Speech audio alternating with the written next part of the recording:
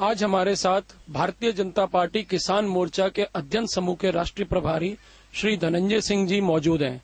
धनंजय जी, missionbjp.com में आपका स्वागत है। धन्यवाद राबिन जी। आज पिछले कुछ दिनों से एक समाचार ऐसा हम लोगों के संज्ञान में आया है जिससे हमारे कान खड़े हुए हैं और देश को भी इस पर ध्यान देना चाहिए। पिछले दिनों एशिया कप चल रहा था और उसमें मेरठ के सुभारती मेडिकल कॉलेज के छात्रों ने, लगभग 50 के आसपास छात्र थे, जिन्होंने पाकिस्तान जिंदाबाद के नारे लगाए। ये एक बहुत दुर्भाग्यपूर्ण घटना है। इस देश में रहते हुए यहाँ के नागरिक इस तरह की बात करें और उसके कुछ ही दिन बाद, 2 दिन पहले अभी ग्रेटर नोएडा के शारदा यूनिवर्सिटी के 6 विद्यार्थियों ने भी फिर दोबारा पाकिस्तान जिंदाबाद के नारे लगाए। उन 50 लोगों को सस्पेंड किया गया था, 50 छात्रों को, इनको भी सस्पेंड किया गया। इसमें 4 जम्मू कश्मीर के छात्र थे और 2 यहाँ के स्थानीय छात्र, और उनके ऊपर मुकदमा चलाने की बात हुई। लेकिन तभी उमर अब्दुल्ला, मुख्यमंत्री जम्मू कश्मीर का फोन आया अखिलेश जी के पास और इन्होंने मुकदमा शुरू करने से मना कर दिया। किसी तरह की एफआईआर हो इनके खिलाफ, ये गिरफ्तार किए जाएं, ये नौबत ही नहीं आई। लेकिन वहां विश्वविद्यालय के चीफ प्रॉक्टर ने, विश्वविद्यालय प्रशासन ने इनको सस्पेंड किया। ये एक बड़ी दुर्भाग्यपूर्ण घटना है। ऐसा नहीं होना चाहिए। ये देशद्रोह का मामला है और इस पर सख्त से सख्त कदम उठाया जाना चाहिए। पाकिस्तान हमारा पड़ोसी राज्य है। हमसे हमेशा कहीं न कहीं इनके बीच में अदावत लगी रहती है, कहीं न कहीं झगड़े फसाद हुआ करते हैं। हमेशा सीमा पर हम सब जानते हैं अच्छी तरह से हमारे सैनिकों के साथ किस किस तरह की घटनाएं हुई हैं। सैनिकों के सर काटे गए हैं, उनको फुटबॉल की तरह उड़ाया गया है। और ऐसे माहौल में भी अगर हमारे यहाँ देश में रह करके, और वो भी दिल्ली में, ये देश की राजधानी है, उसके बगल में इस तरह की घटना हो तो ये बड़ा दुर्भाग्यपूर्ण है। ये देश हमारा जो है वो आंतरिक सुरक्षा हमारी जो है कमजोर पड़ रही है। ये घटनाएं इस बात की नजीर हैं। बाह्य सुरक्षा भी हमारी कमजोर हो रही है, आंतरिक सुरक्षा हमारी कमजोर हुई है इस यूपीए के कार्यकाल में। अगस्ता वेस्टलैंड हेलीकॉप्टर का मामला यूपीए की सरकार में हुआ। इटली की सरकार ने सोनिया गांधी और अहमद पटेल को इसने दोषी पाया है और इसकी रिपोर्ट हमारे यहां हुई, लेकिन इसकी कोई जांच नहीं हो रही है। यहां कोई सुनने वाला नहीं है। ये सरकार एक तरह से नेहरू गांधी परिवार की जेब की सरकार बनी हुई है। ये भारत की सरकार के रूप में काम नहीं कर रही है। पनडुब्बियों का अभी 3-4 दिन से घटनाएं ये चल रही हैं। उसी में हमारे चीफ एडमिरल को रिजाइन भी करना पड़ा, त्यागपत्र देना पड़ा। रोज पनडुब्बी में घटनाएं हो रही हैं। आज भी एक परमाणु पनडुब्बी में दुर्घटना हुई है कल। ये रिपेयर नहीं चाहिए। ये पनडुब्बियां बहुत पुरानी हो गई हैं, कमजोर हो गई हैं। 2 लाख करोड़ रुपए रक्षा बजट में हमारे पास है, वो खर्च नहीं किया जा रहा है, और खर्च कहीं हो रहा है तो वो घोटालों के मद में चला जा रहा है। भ्रष्टाचार हावी है। ऐसी स्थिति में हमारे देश की जो सुरक्षा है, चाहे वो आंतरिक हो चाहे बाह्य हो, ये कमजोर हुई है। और बड़ी मजेदार बात यह है कि ऐसे समय में, जबकि हमारे यहाँ हमेशा सत्ता का हस्तांतरण बहुत शांतिपूर्ण तरीके से होता रहा है, पिछले कुछ दिनों से, पिछले 1 वर्ष से ऐसे घटनाक्रम चले हैं जिनमें ठीक है भ्रष्टाचार के विरुद्ध देशव्यापी आवाज उठी, लेकिन उसका लाभ उठाते हुए एक ऐसे राजनीतिक जोकर ने, केजरीवाल जिसका नाम है, उसने इस तरह के क्रियाकलाप शुरू किए जिससे इस देश में अराजकता पैदा हो रही है, अराजक स्थिति पैदा हो रही है। ये व्यक्ति न तो संविधान को मानता है, न तो संवैधानिक संस्थाओं को मानता है। इसने हमेशा ही संवैधानिक संस्थाओं की आलोचना की, संविधान की आलोचना की है। इसके हिसाब से इनकी बात अगर सुने और समझें तो ऐसा लगता है कि सारी दुनिया भ्रष्ट है, केवल एक यही ईमानदार व्यक्ति बने हुए हैं। और हर जगह जहां भी ये जा रहे हैं, चाहे अभी ये गुजरात गए, आज ये उत्तर प्रदेश में है, मथुरा में है, एक अराजक स्थिति पब्लिक के अंदर, एक चीप पॉपुलैरिटी के लिए जिस तरह के इनके भाषण हो रहे हैं, जिस तरह की ये बातें कर रहे हैं, उससे कहीं न कहीं अराजक की स्थिति उत्पन्न हो रही है। अभी पिछले दिनों भारतीय जनता पार्टी के कार्यालय पर मैं वहां पर था और वहां जो इनके आशुतोष जिस तरह से गेट पर खड़े होकर के, गेट पर चढ़ करके और ऊपर फाड़ रहे थे, होर्डिंग्स फाड़ रहे थे, वो इतनी शर्मनाक और लज्जाजनक घटना है कि एक ऐसी पार्टी, आम आदमी पार्टी, जिसको नाम दिया गया है, दिल्ली में सरकार उसकी रह चुकी है और उसके बड़े नेता इस तरह की बात कर रहे हैं, अराजक की स्थिति पैदा कर रहे हैं, ये एक शर्मनाक स्थिति है।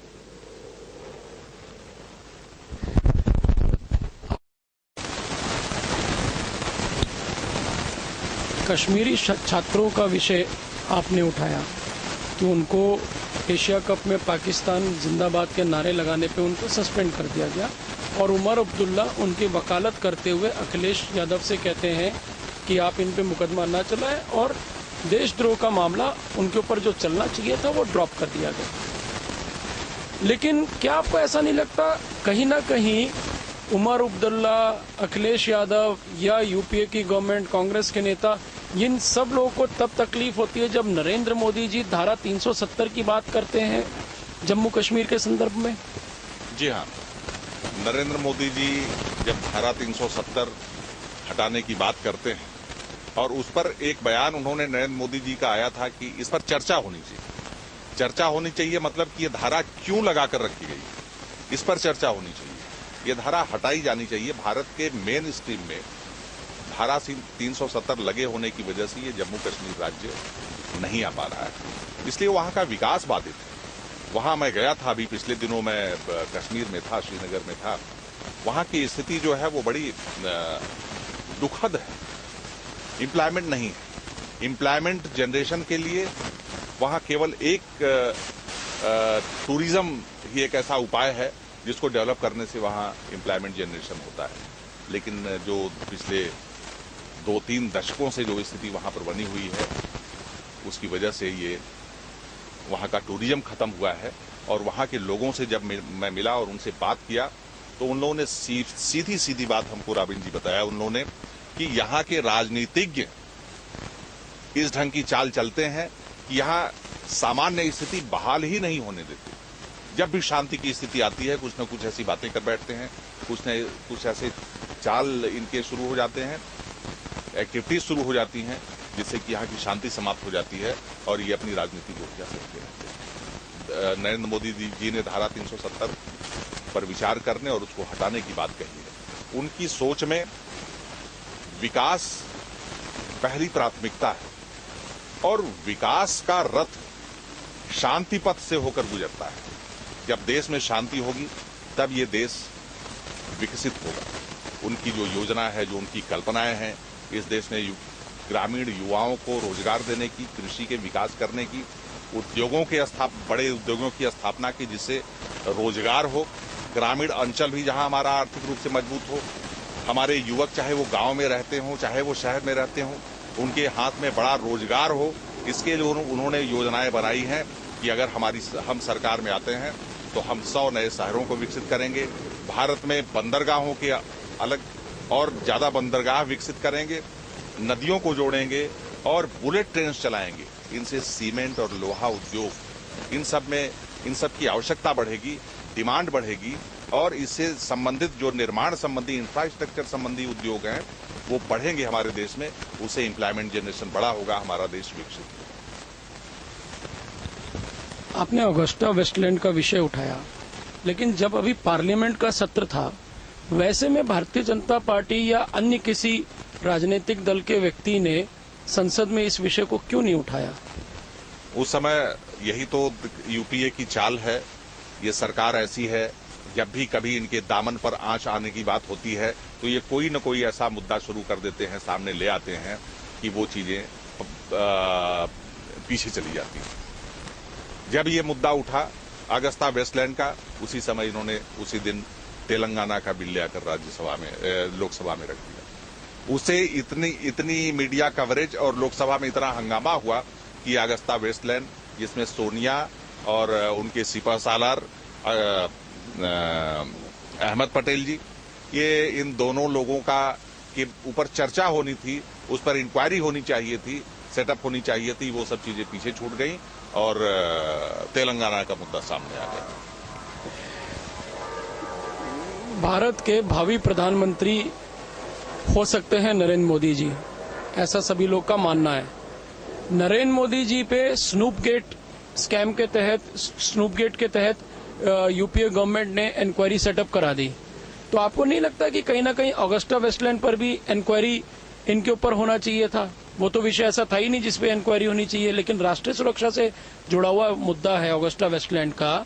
और आपने सबमरीन्स वाली भी बात कही, सबमरीन्स में भी लगातार विस्फोट हो रहे हैं, इसके ऊपर भारतीय जनता पार्टी की क्या सोच है?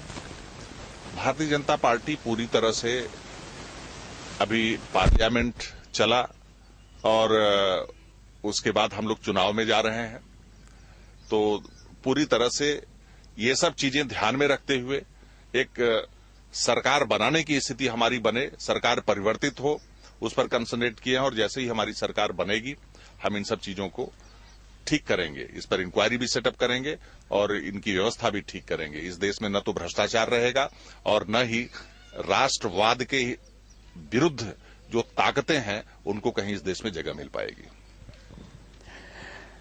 आज कहा जाता है कि इस देश में एक लीडरशिप क्राइसिस है, उसी हिसाब से इस देश में डेवलपमेंट का भी क्राइसिस आ गया है। देश की जनता बड़े ही उम्मीद से ये विचार कर रही है कि आगामी लोकसभा चुनाव के बाद इस देश में नेतृत्व परिवर्तन होगा और विकास की बयार इस भारतवर्ष में बहेगी। क्या आपको ऐसा लगता है? निश्चित रूप से पिछले एक पूरे दशक में यूपीए 1 और यूपीए 2 के शासनकाल में भ्रष्टाचार और घोटालों का जो नग्न तांडव हुआ इस देश में, उसने इस देश को खोखला कर दिया। विकास के लिए जो वातावरण होना चाहिए वो वातावरण समाप्त हो गया। धन की जो आवश्यकता विकास के लिए थी वो खराब हो गई। तो ऐसी स्थिति में विकास संभव नहीं। अब ये सत्ता परिवर्तन होगा तो निश्चित रूप से विकास इस देश में होगा, क्योंकि नरेंद्र मोदी का नाम तो विकास पुरुष के ही नाम से जाना जाता है। और गुजरात आज दुनिया के विकसित राष्ट्रों के विकसित प्रदेशों की तुलना में एक बहुत महत्वपूर्ण स्थान बना चुका है, जिसे सारी दुनिया जानती है। और वो नरेंद्र भाई के कार्यों की वजह से, इनकी सोच की वजह से, इनकी कल्पना की वजह से हुआ है।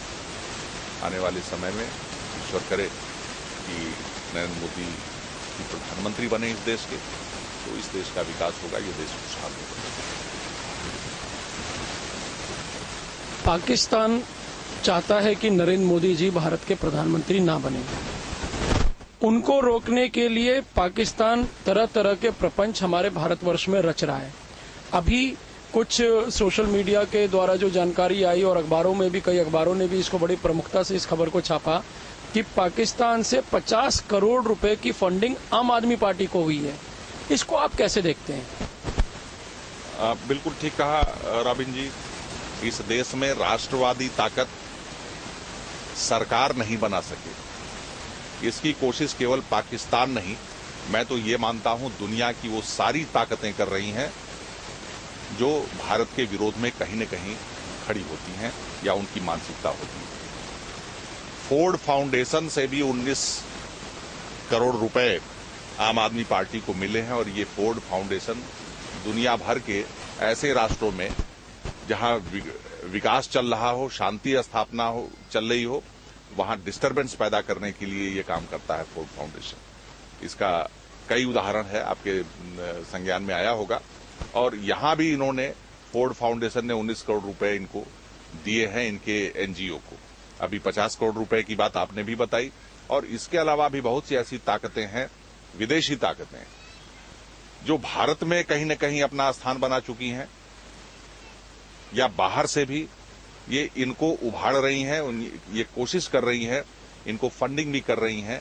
और इनके अलावा भी बहुत से ऐसे रास्ते वो तलाश कर रही हैं जिनसे नरेंद्र मोदी प्रधानमंत्री न बन सकें, इस देश में अस्थिरता पैदा हो, क्योंकि ये दुनिया का एक ऐसा देश है जिसकी अर्थव्यवस्था बहुत बड़ी है और दुनिया की महाशक्ति बनने के लिए इसके अंदर सारी काबिलियत है, चाहे वो हमारे मैन पावर हो हमारी, चाहे हमारी स्किल हो, चाहे हमारे जो जमीन के अंदर जो खनन क्षेत्र में जो ऊर्जा है हमारे पास, ये सब चीजें इतना है कि हम सारी दुनिया में एक महाशक्ति के रूप में और सबसे ऊपर उठ करके खड़े हो सकते हैं। और ये दुनिया की वो ताकतें जो महाशक्तियां कही जाती हैं, वो नहीं चाहते कि ऐसा हो, इसलिए वो पूरा प्रयास कर रही हैं। अरविंद केजरीवाल जी कहते हैं कि इस देश में अब कम्युनलिज्म एक बड़ा मुद्दा है और करप्शन उसके बाद आता है। ऐसा वो कह के क्या साबित करना चाहते हैं? अब अरविंद केजरीवाल जी कम्युनलिज्म की बात करते हैं, बड़ा मुद्दा है। अब भ्रष्टाचार, पहले भ्रष्टाचार को बड़ा मुद्दा बनाया, अभी कम्युनलिज्म को बड़ा मुद्दा बना रहे हैं। निश्चित रूप से ये जो प्रजातांत्रिक ढांचा है इस देश का, जो संवैधानिक व्यवस्था है इस देश की, इस देश में जो शांतिपूर्ण जीवन यापन की हमारी एक विशिष्ट शैली है, इसको कहीं न कहीं डिस्टर्ब करने की कोशिश कर रहे हैं।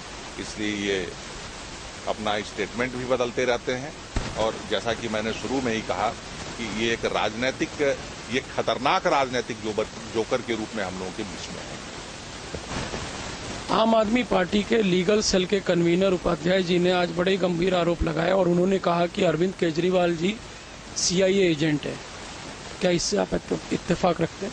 क्या इस पर जांच करानी चाहिए भारत सरकार को? निश्चित रूप से इस पर जांच करानी चाहिए भारत सरकार को। अगर इस तरह की बात आती है और उन्हीं के पार्टी के लोग अगर ये बताते हैं, तो इसका मतलब कि कहीं न कहीं उसमें सच्चाई है, इसकी जांच होनी चाहिए।